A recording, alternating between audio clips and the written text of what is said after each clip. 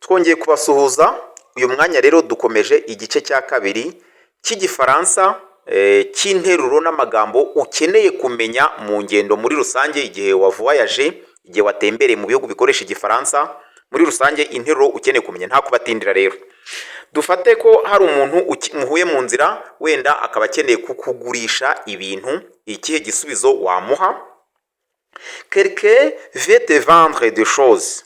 Si quelqu'un veut te vendre des choses dans la rue, ou te demander de signer une pétition et que tu n'es pas intéressé, tu vas dire, ashobora kukubaza ibintu cyangwa se ati nsinyira ibintu ibi n'ibi, nkorera akantu iki n'iki, ariko mu by'ukuri utabikeneye wowe ugakenera kumusubiza. Nicyo uzamubwira rero, uzamubwira uti c'est gentil mais je ne suis pas intéressé, bonne journée. Mwari mukoze ariko ntabwo rwose mfite gahunda, umunsi mwiza. C'est gentil mais je ne suis pas intéressé, bonne journée. C'est gentil, byari byiza mwari mukoze, mais je ne suis pas intéressé, ushaka kumwereka ko utari muri iyo gahunda ye.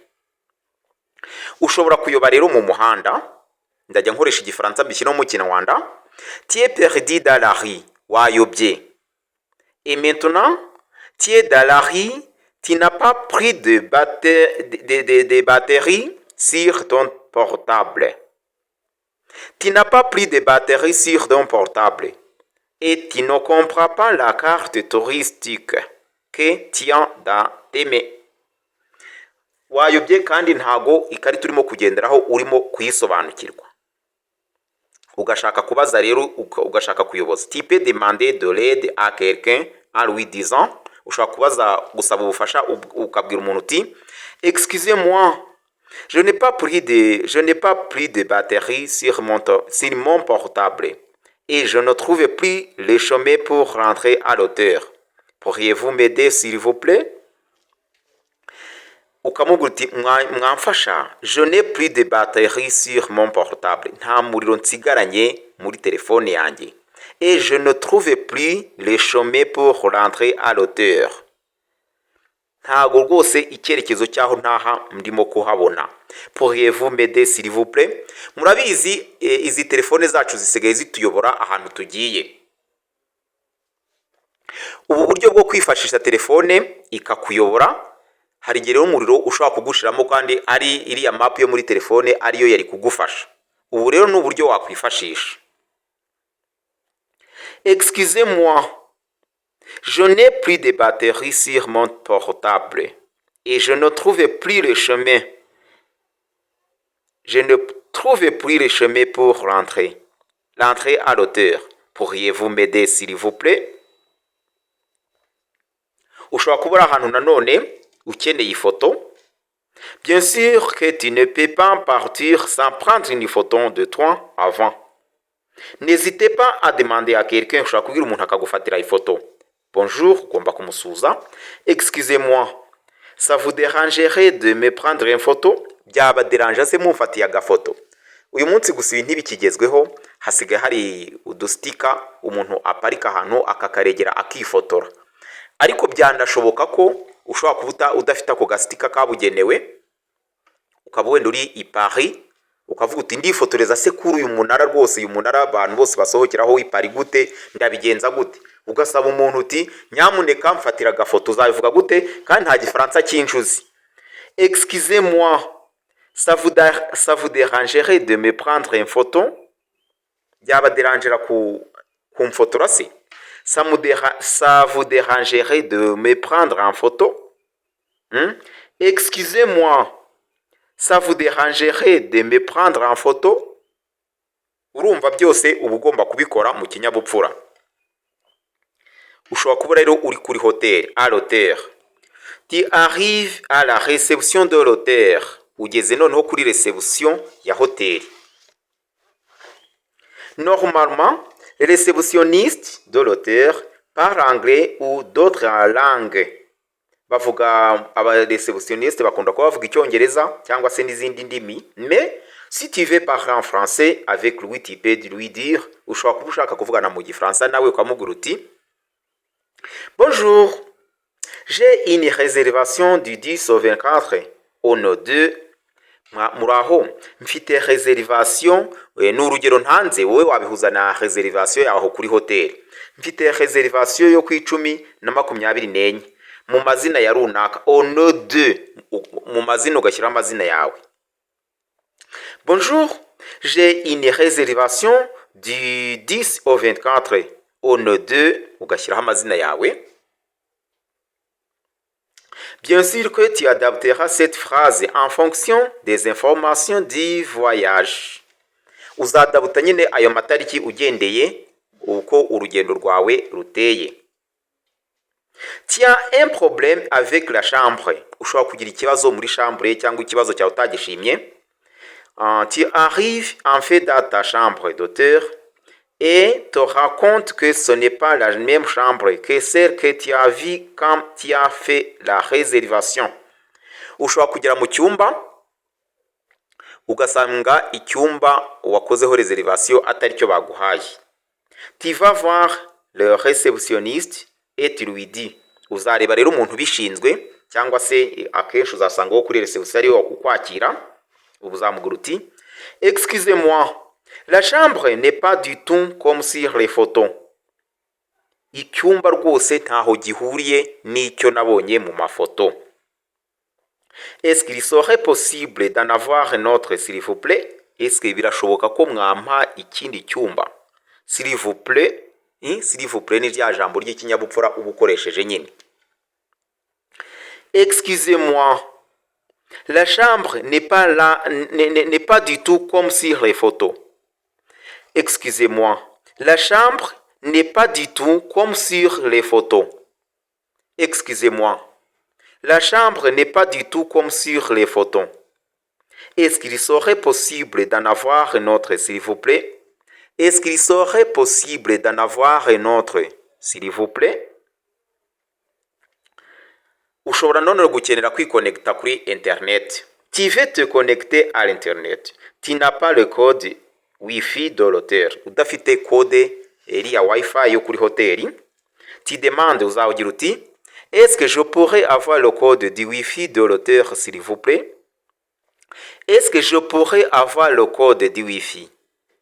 Est-ce que je pourrais avoir le code du Wi-Fi de l'hôtel, s'il vous plaît? Nabona code ya Wi-Fi ya hoteli. S'il vous plaît ni imvugo rwose igihe cyose usaba service ugomba kubivuga. Est-ce que je pourrais avoir le code du Wi-Fi de l'hôtel, s'il vous plaît? Ukeneye pour le petit déjeuner. Tu veux connaître les horaires du petit déjeuner? Est-ce que l'hôtel te proposera à manger de bon le matin? Hotel ushobora kukubaza niba uri burye mu gitondo. Demande alors à la réception. Ushobora kubaza kuri réception. Pour le petit déjeuner, comment ça se passe? Pour ukabaza uti kuri petit déjeuner se bigenda bite? Pour le petit déjeuner, comment ça se passe? Pour le petit déjeuner, comment ça se passe? Pour ton dernier jour à l'hôtel, umunsi wa nyuma wawe rero kuri hotel, le check-out est à midi, mais ton train part seulement à 19h30 et tu ne veux pas te prendre dans la rue avec toutes tes valises. Check-out ya hoteli kwa kundi nyine wasohotse muri hoteli ugatwara ibintu byawe, ugasanga bakubwiye bati saa sita hano umuntu ukiri muri chambre yongera kwishyura undi munsi kandi wowe uragenda saa moya n'igice. None ntushaka gutembera n'ibikapu n'imizigo yose wari ufite muri hoteli kugira ngo bigere saa moya n'igice za nimugoroba. Uzabaza uti est-ce qu'il serait possible de laisser nos bagages à l'hôtel pour profiter au maximum de notre dernière journée en France, s'il vous plaît? Ukagira uti est-ce qu'il serait possible de laisser nos bagages à l'hôtel? Byashoboka ko nasiga imizigo yanjye kuri hoteli pour profiter au maximum de notre dernière journée, kugira ngo profite ntembere umunsi wanjye wa nyuma hano mu Bufaransa, s'il vous plaît. Ukavuga uti ibikapu akabigusigaranira ariko icyumba wagitanze kugira ngo icyumba babashe kugiha undi kuko gahunda yawe yarangiye. Urabisaba rero Est-ce qu'il serait possible de laisser nos bagages à l'hôtel pour profiter au maximum de notre dernière journée en France, s'il vous plaît? Est-ce qu'il serait possible de laisser nos bagages à l'hôtel pour profiter au maximum de notre dernière journée en France, s'il vous plaît? Dans un magasin, uri mu butembere noneho ugeze mu iduka ushaka wenda kado, gift, impano. Tu cherches un cadeau. Évidemment, tu vas acheter un petit souvenir à tes proches pour montrer que tu as bien pensé à eux pendant ton voyage. Ukeneye kugura impano, urwibutso ku bantu bawe ba hafi kugira ngo ubereke ko wabatekerejeho mu gihe wari uri mu rugendo rwawe. Ni byiza kameme. Buriya niba wuriye indege ukajya mu bihugu byo hanze, nyamuneka nugaruka ujye uteganya impano. Mais tu cherches quelque chose de plus original qu'une petite tour Eiffel. Wenda nko kugira ngo ubereke ko wageze kuri iriya munara wa Eiffel wo mu Bufaransa. Tu peux dire bonjour, je cherche un petit cadeau à rapporter à mes amis. Qu'est-ce que vous avez, s'il vous plaît? Mufite iki umuntu yatwara nka cadeau? Pour demander le prix d'un article, kugira ngo baze igiciro cy'ikintu ugiye kugura. Si tu veux connaître le prix d'un seul produit, si tu dis c'est combien ou combien ça coûte, c'est combien ou combien ça coûte. Ushobora kugenda ugafata ibintu byose noneho ugakenera kubaza igiciro cyose. Tu veux connaître le prix total. En revanche, si tu veux connaître le prix de l'ensemble des produits que tu penses acheter dans le magasin, tu dis combien ça fait ou bien ça fait combien. Combien ça fait byose hamwe. Combien ça fait ou bien ça fait combien byose hamwe nangahe. Tu veux faire emballer les cadeaux. Ukeneye gushyira muri emballage cadeau zawe. Si ce que tu as acheté est un cadeau et que tu veux un emballage cadeau, tu dis est-ce que c'est possible d'emballer les cadeaux, s'il vous plaît? Ukababaza uti mushobora gupfunyika zino cadeau muri emballage zagenewe gupfunyika cadeau nyine. Est-ce que c'est possible d'emballer les cadeaux, s'il vous plaît? En sortant du magasin, mu gusohoka muri magasin, et n'oublie pas de dire avant de sortir je vous remercie, bonne journée. Ntukibagirwe gushimira nyamuneka. Je vous remercie, bonne journée, avec un grand sourire. Ukabivuga useka. Buriya abafaransa bagira umuco uteye uko. Ugiye burya sazi azirya mbisi. Nyamuneka mujye mwigana abafaransa mubana nabo, abo mwasuye mubigane. Avec un grand sourire. Ugaseka, je vous remercie, bonne journée. Je vous remercie, oui, c'est ça. C'est comme ça qu'on fait en France. C'est une formule de politesse. Nuko ikinyabupfura cyabo gikoze, nawe nyamuneka jya ubikora, nta kintu bigutwaye. Ni formule de politesse. Tugeze rero muri restaurant. Attends que le serveur vienne te voir. Iyo ugera muri restaurant zo mu Bafaransa, buriya biba byiza iyo utegereje umuseriveri akaba ari we mubanza kuvugana mbere yuko wicara. En France, tu ne peux pas arriver au restaurant et t'asseoir à une table directement. Tu dois attendre que le serveur vienne te voir, et à ce moment-là, tu vas lui dire, par exemple, utegereza ko umuseriveri aza kukwakira, noneho icyo gihe ushobora kumubwira uti bonjour, je voudrais une table pour 2 personnes, s'il vous plaît. Nkeneye ameza y'abantu babiri. Ushobora kugenda ukicara ku meza ugasanga bayateguriye abandi bantu. Niyo mpamvu utihuruza ngo upfe kwicara. Bonjour, je voudrais une table pour 2 personnes, s'il vous plaît. Niba ukeneye ababiri. Niba uri umwe, je voudrais une table pour une seule personne. Je voudrais une table pour 5 personnes. Urabimubwira. Le serveur te demande ça a été. Iyo yamaze kuguha byose arakubwira ati ça a été. Akubwira ngo ça a été, ntukayoberwe ibyo ari byo. Quand tu auras fini de manger, le serveur viendra récupérer les assiettes et il va te poser la question suivante. Ça a été? Ça signifie simplement vous avez bien mangé et ça a été byagenze neza. Mu guhitamo ipura uri bufate, quand tu choisis ton plat, pour choisir ton plat, tu peux dire pour moi, ça sera kuri nge biraba des pommes de terre, des brochettes, ni urugero ndimo gutanga. Je n'aime pas de viande, ukavuga ibyo ushaka, en complétant la phrase avec le plat que tu as choisi. Par exemple, pour moi, ce sera le plat du jour. Ushobora kuvuga uti meni mwateguye niyo ndafata. Pour moi, ce sera le plat du jour. Le plat du jour. Qu'est-ce que vous avez de bon? Qu'est-ce que vous avez de bon? Mufite iki cyiza? Tu ne comprends pas ce qui est écrit sur le menu. Ushobora no kutumva ibintu byanditse kuri menu mu rurimi rw'igifaransa. Ukabaza. Parfois, les restaurants français bien donnés des noms créatifs batanga amazina y'amapura. Ni ibintu bibaho ariko ntabwo ari restaurant français gusa. Na restaurant nyinshi bagira amazina ku buryo ushobora kujyamo wabaza icyo kurya ugasanga terime bakoresheje ntuyisobanukiwe. Icyo gihe rero ushobora kubibaza. Et tu peux ne pas comprendre ce que ça veut dire. Ou encore, tu peux simplement ne pas connaître tous les plans dans le menu. N'hésitez pas à demander au serveur. Ntuzatinye kumubaza uti, je ne comprends pas bien ce plat. Vous pourriez me décrire s'il vous plaît? Je ne comprends pas bien ce plat. Pourriez-vous me décrire s'il vous plaît? Mushaka kunsobanurira iyi pura uko ibiteye se.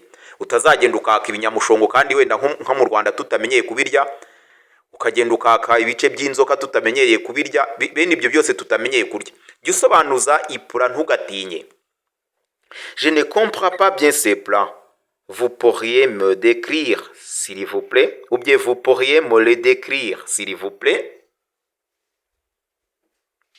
Quand tu vas payer l'addition, ugiye kwishyura noneho muri ya restaurant yacu, normalement dans les magasins et dans les restaurants, on utilise plutôt le verbe régler qui, dans ce cas, signifie payer.